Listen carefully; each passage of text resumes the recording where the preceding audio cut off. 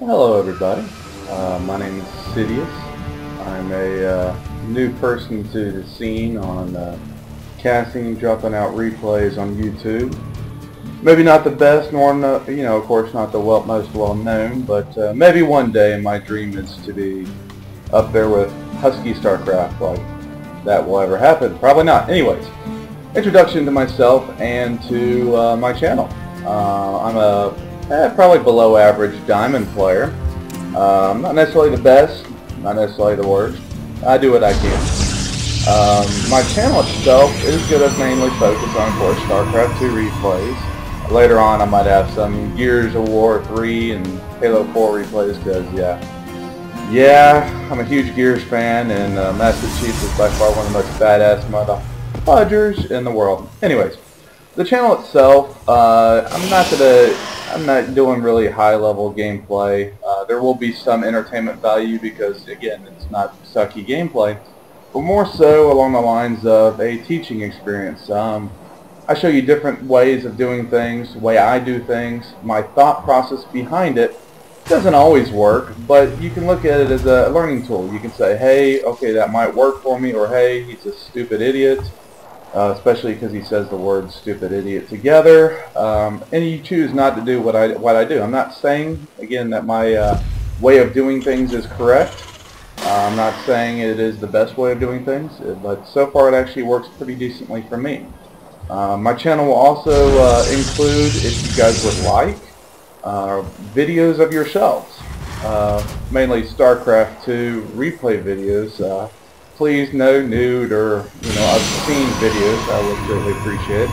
If you would like to send a replay, it's sidsreplays@gmail.com, and that's Sid with a C. I'll look them over. If they have some entertainment value or there needs to be some things that can be learned from it, I will do my best to post and commentate on them.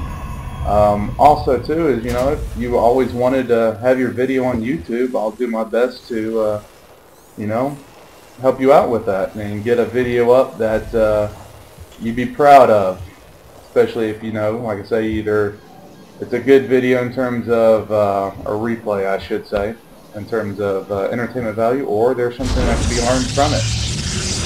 That's a little bit about me. I'll give you a heads up. I mainly play Protoss. I have played Zerg in the past. They're a little squishy for my liking, but it's always fun to just ransack your opponent with a billion different units all at one time, even though it's a slight over exaggeration, but it's not too far from it playing Zerg. My opponent down here, FortyAPM, he's a pretty good guy. Me and him have been playing with and against each other for a few months and whatnot. He's a pretty good Terran player. That's his main race. I don't think he's ever played anything else.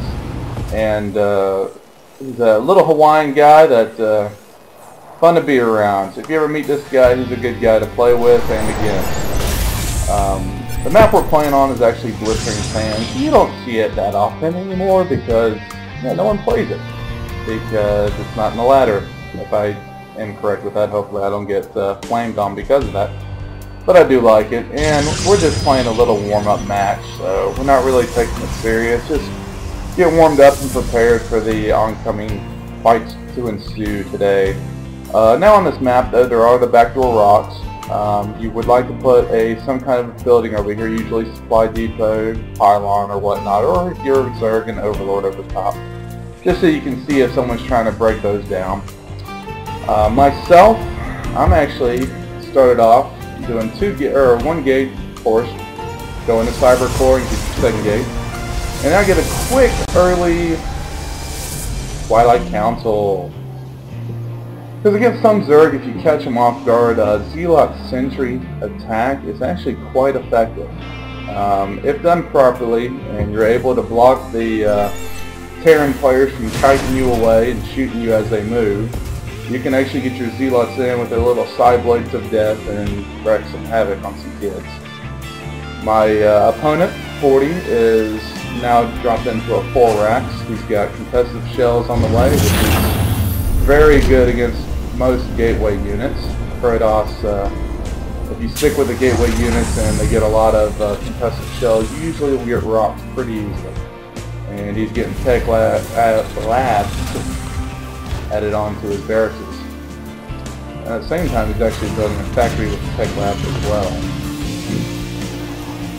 Now the harvester count, Cid, I'm a little bit ahead with 30 to 27.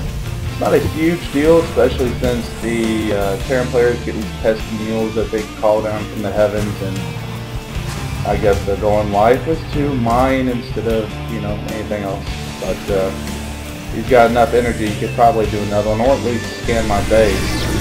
If you haven't scouted your opponent, it's always good to, especially if you're Terran, drop one of those scans down to see what's going on. Maybe you can get a tech structure that you're seeing. If he dropped it here, you could have seen that being upgraded. Or to know what type of army composition that they have. Now playing Protoss, it's always good to get a good server out, OBS out, so you can do the same thing towards anyone you're going up against. But yeah, again, we're not really caring too much, and we're just joking around on chat and stuff of that nature, so I didn't even bother scouting. I just decided to get a couple units and move out. Now he is building an expansion down, so I have a timing window of a few minutes, or well, a few seconds I should actually say, to attack before he gets us up and running, and he just basically incomes me. APM is average for the two of us, 53 at 32. I'm actually usually about 70 to 80. Like I said, I didn't really take any consideration on this.